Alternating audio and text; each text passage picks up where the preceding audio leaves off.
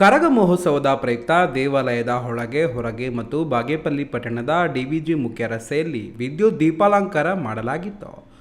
ಈಶ್ವರ, ಪಾರ್ವತಿ, ಗಂಗಮ್ಮ ದೇವಿ ಸೇರಿದಂತೆ ವಿವಿಧ ದೇವರುಗಳ ಕಟೌಟುಗಳಿಗೆ ದೀಪಾಲಂಕಾರ ಮಾಡಲಾಗಿತ್ತು. ದೇವಿಗೆ ಬಣ್ಣ ಬಣ್ಣದ ಹೂವಿನ ಅಲಂಕಾರ ಮಾಡಲಾಗಿತ್ತು. ಬಾಗೇಪಲ್ಲಿ ಪಟ್ಟಣದ ರಾಜಕಾಲುವೆ ಬೈಯಪ್ಪ ರೆಡ್ಡಿ ಮನೆ ಮುಂದೆ ಹಸಿ ಕರಗದ ಪೂಜಾ ಕೈಂಕರ್ಯಗಳು, ಹೋಮ ಹವನಗಳು ನಡೆಯಿತು. ಹಸಿ ಕರಗವನ್ನು ಹೊತ್ತ ಮೇಲೂರಿನ ವಾಹಿನಿಕುಲ ಧರ್ಮೇಶ್ ಮನೆಯಿಂದ ಹೊರಗೆ ಬರುತ್ತಿದ್ದಂತೆ ಮಹಿಳೆಯರು, ಹೆಣ್ಣು ಮಕ್ಕಳು ಕರ್ಪೂರದ ದೀಪಗಳನ್ನು ಬೆಳಗಿಸಿದ್ರು.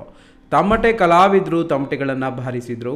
ವೀರಕುಮಾರರು ಗೋವಿಂದ ಗೋವಿಂದ ಎಂದು ಕತ್ತಿಯನ್ನು ಎದೆಗೆ ಹೊಡೆದುಕೊಂಡು ಕೈಗೆ ಚಾಟಿ ಏಟು ಓಡಿಸಿ ತಮ್ಮ ಭಕ್ತಿ ಪರಮ ಕಷ್ಟಗಳನ್ನು ಪ್ರದರ್ಶಿಸಿದರು. ಹಾವುಲ ಮುಂದೆ ಕುಂಬಾರಪೇಟೆ ಸೇರಿದಂತೆ ನೇತಾಜಿ ವೃತ್ತ, ಡಿವಿಜಿ ಮುಖ್ಯ ರಸ್ತೆಯಲ್ಲಿ ಹಸಿ ಕರಗ ಮೆರವಣಿಗೆ ಮಾಡಲಾಯಿತು. ಗಂಗಮ್ಮ ದೇವಾಲಯದ ಮುಂದೆ ಹಸಿ ಕರಗ ಹೊತ್ತ ವಾಹಿನಿಕುಲ ಧರ್ಮೇಶ್ ರವರು 1 ಗಂಟೆ ಕಾಲ ತಮಟೆ ವಾದನಕ್ಕೆ ಹೆಜ್ಜೆ ಹಾಕಿದ್ರು. ಕರಗ ಮಹೋತ್ಸವದ ಪ್ರಯುಕ್ತ ಬಾಗೇಪಲ್ಲಿ ಪಟ್ಟಣದ ಡಾಕ್ಟರ್ BR ಅಂಬೇಡ್ಕರ್, ವಾಲ್ಮೀಕಿ ನಗರ ಮತ್ತು ವಿವಿಧ ವಾರ್ಡ್ಗಳ ಮಹಿಳೆಯರು, ಹೆಣ್ಣು ಮಕ್ಕಳು ಕಳಶದ ಉದ್ದ ಹೂವು, ವೀಳ್ಯದೆಲೆಯಿಂದ ಸಿಂಗರಿಸಿದ ತಂಬಿಟ್ಟಿನ ದೀಪಗಳು ಜನರ ಆಕರ್ಷಣೆ ಸೆಳೆಯಿತು.